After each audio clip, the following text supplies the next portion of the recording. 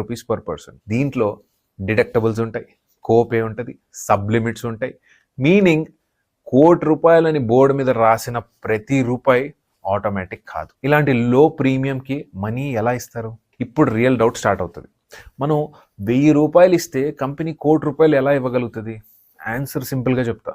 దీన్నే risk pooling అంటాం, mass game. ఒక ఎగ్జాంపుల్ తీసుకుందాం. 1,00,000 మంది, ప్రతి ఒక్కడు ₹1,000 కట్టారు. మంత్లీ కలెక్షన్ ఎంత? 10 కోట్లు. సంవత్సరానికి ఎంత?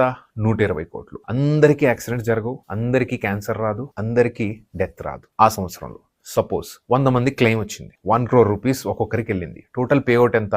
100 కోట్లు. ఇంకా ఎంత మిగిలింది?